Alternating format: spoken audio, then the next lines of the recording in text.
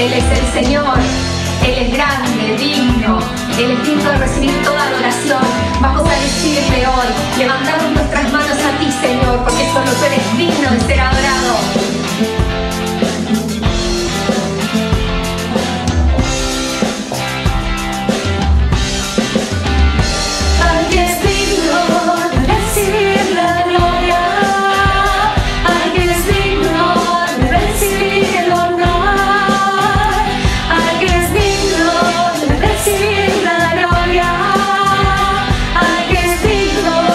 Recibir el honor.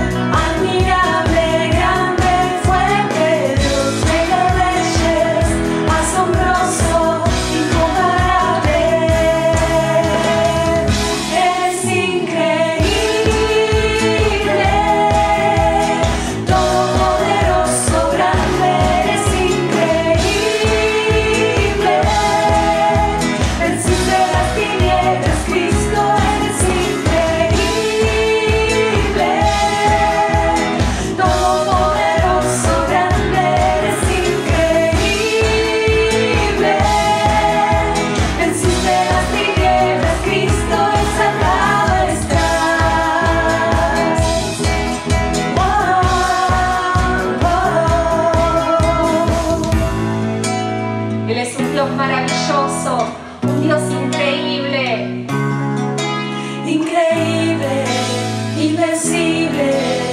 Mi Dios, solo tú eres increíble, invencible.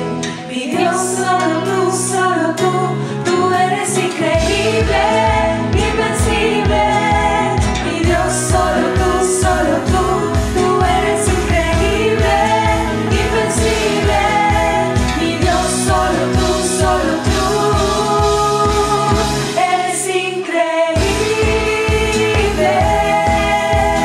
Todopoderoso, grande, eres increíble. Venciste las tinieblas, Cristo, eres increíble. Todopoderoso, grande, eres increíble.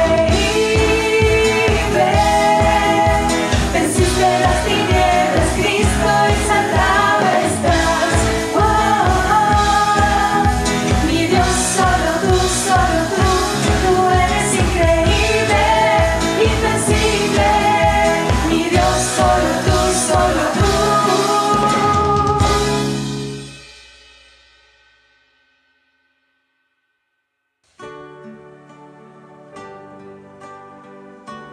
Vamos a disponernos a buscarle a Él, allí en la intimidad de tu casa. Qué mejor lugar para tener un tiempo a solas con Él y decirle: Señor, te necesito. Señor, he venido a buscarte. Señor, te anhelo.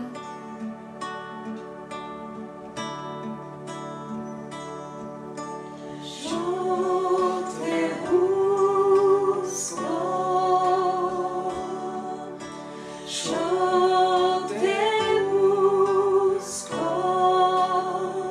con fuego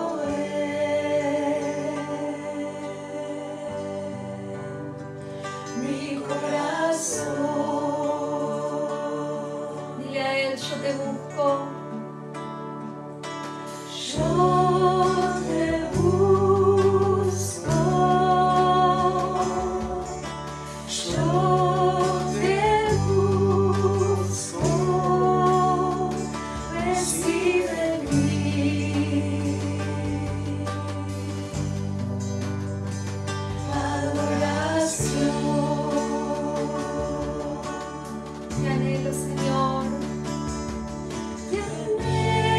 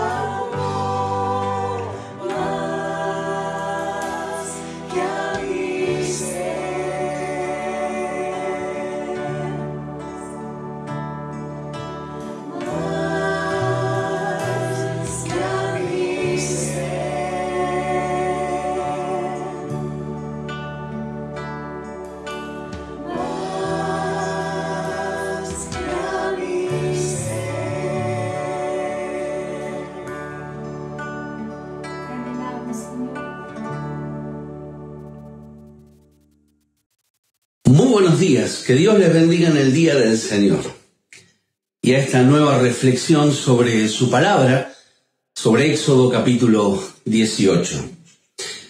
Esta semana me pasó algo interesante y que viene al caso.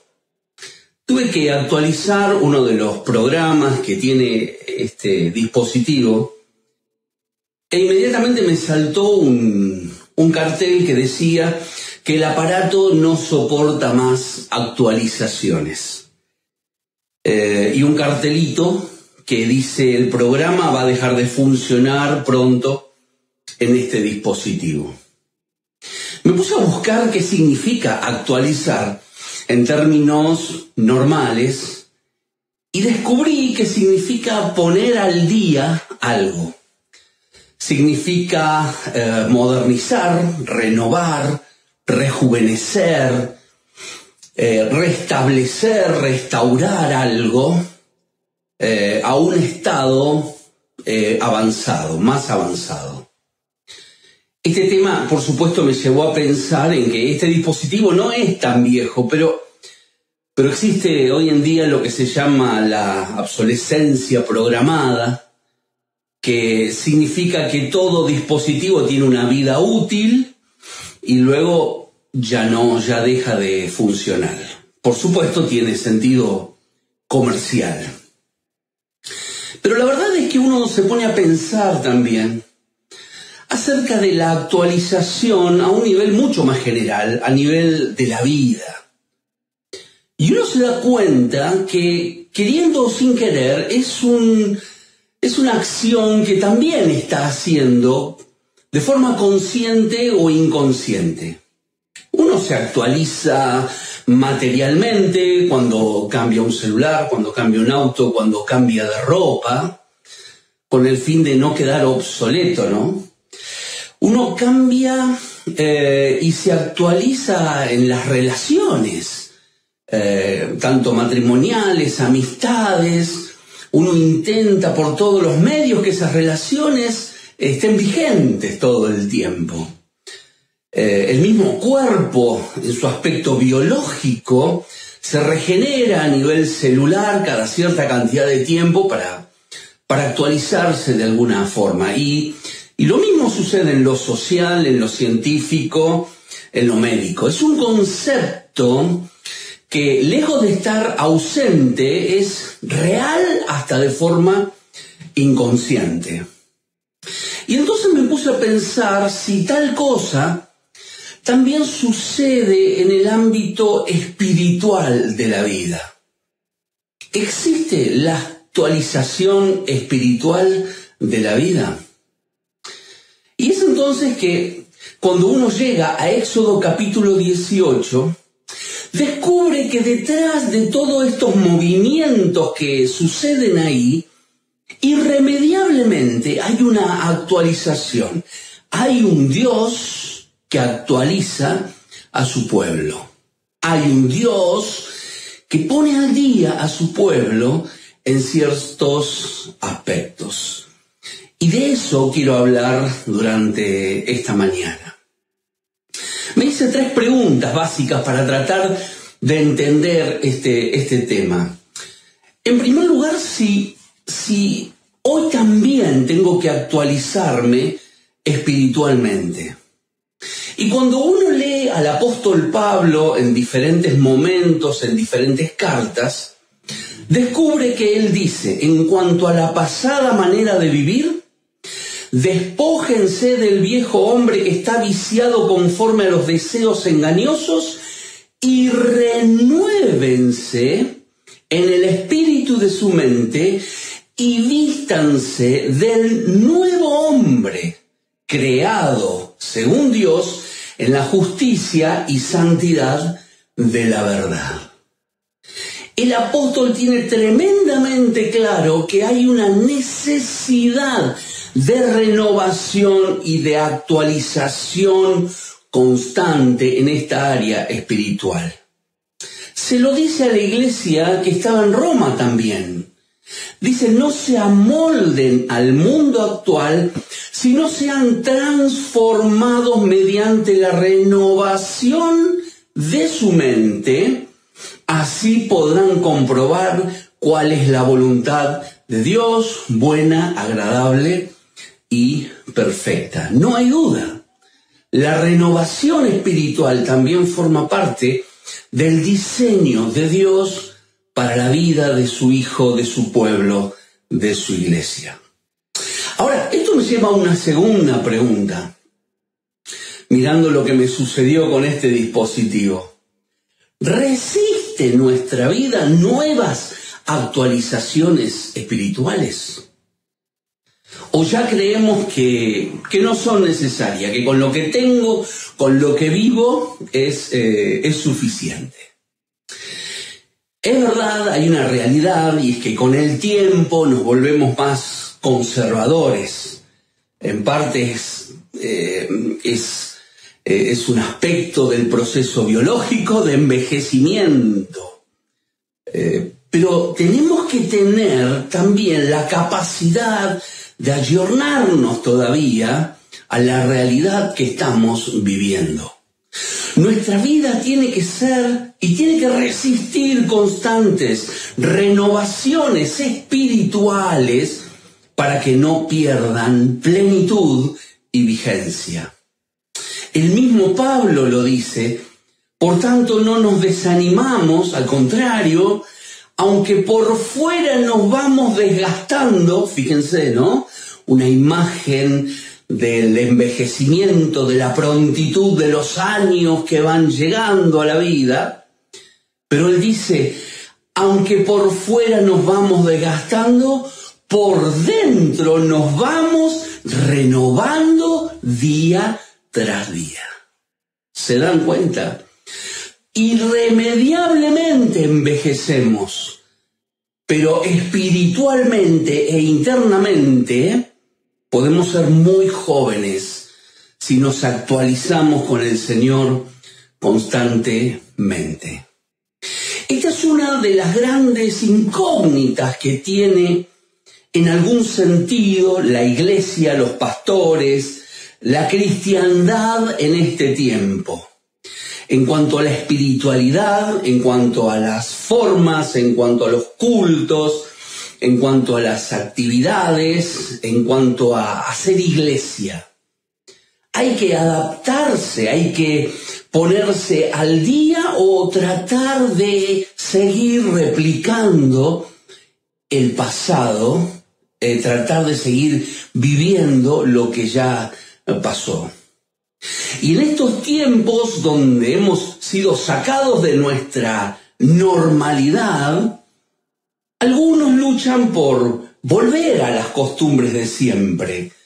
Algunos intentan replicar esas actividades, esas formas como lo único posible, como lo único completo, y que sin eso no tiene sentido ser lo que somos como iglesia. Es como una cosa juzgada, como que se entiende que todo lo nuevo ya no tiene que aportar al hecho mismo de lo que nosotros somos. Entonces se toma lo que pasa como un ataque a nuestra realidad, a nuestra libertad y a nuestra forma de ser. Se intenta constantemente volver a la estructura pasada. Otros, en cambio, sin dejar, esto es importante, sin dejar la posibilidad de que parte del pasado pueda volver a ser experimentado, ven en este presente que estamos viviendo como humanidad la posibilidad de avance, la posibilidad de cambio, de transformación, de adaptación, de crecimiento a esta nueva normalidad para ser una iglesia que también influye y que también puede afectar el presente. ¿Cuál sería nuestra opción? ¿Cuál es nuestra opción? ¿Quedarnos nostálgicos esperando que vuelva lo que no sabemos si va a volver así? ¿O pensar en avanzar hacia las nuevas posibilidades que se están abriendo. Pensar como no debemos pensar, dice la Biblia, de que todo pasado fue mejor, o pensar como el apóstol que decía, prosigo a una meta. Justamente este es el problema que debe enfrentar Moisés en el capítulo 18 del Éxodo. Cambiar o perecer, adaptarse o perder, renovarse a una nueva normalidad que el pueblo estaba viviendo o intentar volver atrás sin saber si eso podía resultar. Y entonces hice una tercera pregunta que me parece interesante. Bueno, ¿y cuál es el método que usa Dios para actualizar espiritualmente?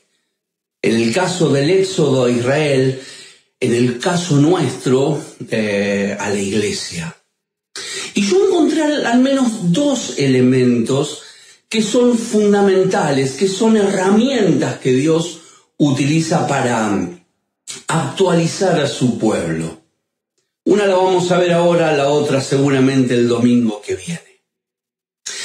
El día de hoy lo que yo quiero ver es que Dios utiliza uno de los elementos más descontrolados para nosotros como seres humanos, que son las circunstancias que vivimos. La circunstancia es una situación o una condición que nos rodea, que nos afecta y que muchas veces se nos va de control. Esas circunstancias que vivimos son una herramienta en las manos de Dios para renovar a los suyos. Israel ya estaba en un proceso histórico de cambios y de transformación. Desde que salieron de Egipto a esa nueva normalidad, a esa nueva vida, tuvieron que adaptarse. Quizás no se dieron cuenta, quizás sí, debieron adaptarse. Miren, adaptaron su dieta, de estar comiendo verduras, de estar comiendo cebollas, puerros, ajos, ahora una dieta de maná, de codornices en el desierto. Tuvieron que adaptar los suministros, la facilidad de estar en una tierra donde el agua fluía a estar en un lugar donde el agua escaseaba. Tuvieron que adaptar su vivienda, de estar en construcciones de piedra a estar en carpas nómades en el desierto. Tuvieron que adaptar su convivencia, de relacionarse como esclavos en Egipto a relacionarse como libres, y todas las nuevas situaciones que trae la convivencia en libertad. Tuvieron que adaptar la adoración, tuvieron que actualizar la adoración, de una adoración casi oculta en las casas, a elevar y a poner un tabernáculo en el desierto donde la multitud adoraría a Dios. Es también otro cambio. Y llegamos a Éxodo 18, donde tuvieron que actualizar también su sistema legal. De un hombre, juez absoluto como Moisés, a tener que construir un cuerpo de personas colegiado para trabajar. Esto es algo que es llamativo en el relato. Y es que era imposible, nos demuestra, sostener la misma estructura antes en esta nueva normalidad que tenían que vivir. Es que hay cosas que cumplen su ciclo, es que hay cosas que se desgastan, es que hay proyectos que ya no sirven, que ya no se pueden actualizar y deben renovarse sí o sí para seguir adelante. Esto es reconocer de que las cosas pueden mejorar si es que uno se da cuenta que tiene que avanzar. Para esto es necesario entender que las situaciones que llevan a la actualización, a la renovación, las mueve nuestro Dios, las mueve nuestro Señor. Hermanos míos, lo que estamos viviendo como mundo, como nación, como ciudad, no es el capricho político de nadie, ni de presidentes. No es el capricho de una conspiración de científicos ni multimillonarios. No es la decisión ni siquiera del mismo diablo. La situación que estamos viviendo está bajo el control divino. Y nos contradecimos cuando decimos esto de que Dios está en control, pero padecemos un terror y un miedo porque estamos en manos humanas. Nos contradecimos cuando ponemos a Dios en el lugar supremo, pero después estamos temblando a ver cuáles son las decisiones del hombre. O Dios está en control o no está en control de lo que sucede y de nuestras propias vidas. No debemos temer, debemos confiar que, como dijo Jesús, ni las puertas del infierno van a prevalecer contra su iglesia. Creo que acá hay algo sustancial. Y es que esta situación que estamos viviendo, Dios la está utilizando para empujarnos a una renovación y una actualización de muchas cosas, entre ellas de nuestra fe, de nuestra genuina pero a la vez dubitativa fe. Cuando la primera iglesia comenzó a padecer las persecuciones bajo el Imperio Romano, el apóstol Juan les escribe a ella para mostrarles una imagen que los pudiera fortalecer y consolar. Y es la misma que necesitamos nosotros hoy en día, con muchísimas menos problemáticas que ellos, que perdían sus vidas, que perdían sus casas, que perdían sus familias. El apóstol Juan le dice en Apocalipsis 4 de que miró y aquí una puerta abierta en el cielo, y la primera voz que oí como de trompeta hablando conmigo dijo: sube acá y yo te mostraré las cosas que sucederán después de esta. Y al instante yo estaba en el espíritu, y he aquí un trono establecido en el cielo. En medio de la circunstancia apremiante que la iglesia vivía, Juan les dice: Dios está sentado en el trono. Y quienes estaban alrededor decían: Señor, digno eres de recibir la gloria, la honra y el poder, porque tú creaste todas las cosas, por tu voluntad existen y fueron creadas. Hermanos míos, tengamos absoluta confianza, certeza, que estos tiempos que estamos viviendo, esta situación que Dios está permitiendo es para que como iglesia, como creyentes, actualicemos nuestra vida espiritual con Él, comenzando por la confianza en su poder, en su trono y en su persona. Él está bajo control. Nadie, absolutamente nadie más está en control de todo esto. Y Dios utiliza esto para que, así como Moisés y el pueblo, la iglesia se actualice y encuentre nuevos caminos por los cuales avanzar.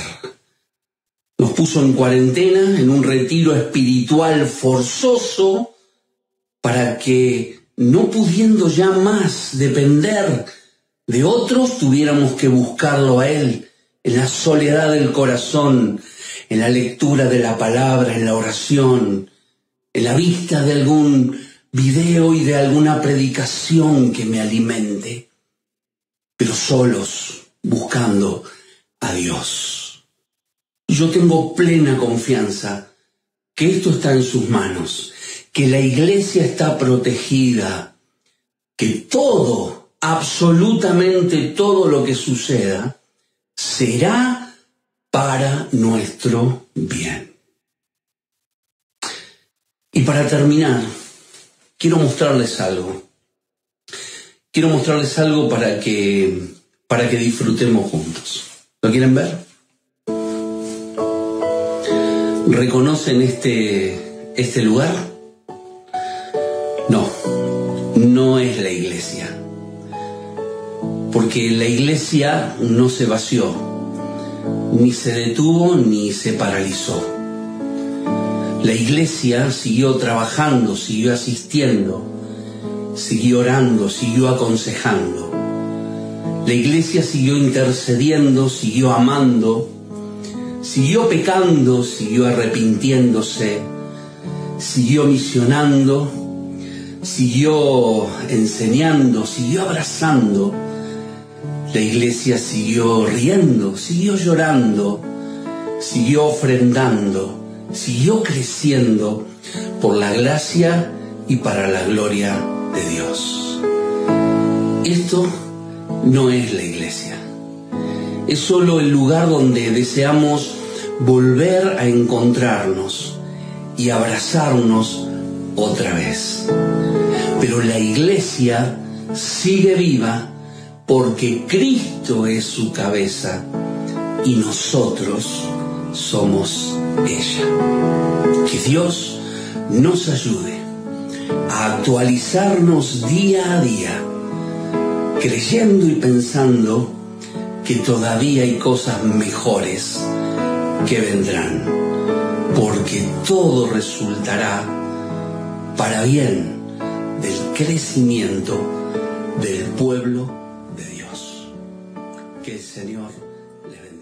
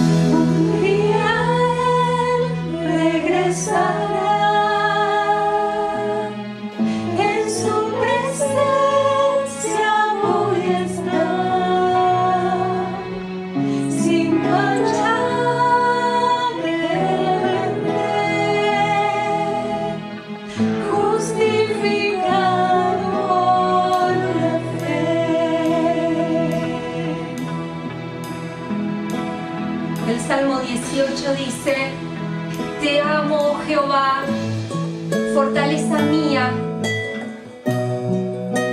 roca mía y castillo mío y mi libertador. Dios mío, fortaleza mía, en Él confiaré, mi escudo y la fuerza de mi salvación, mi alto refugio.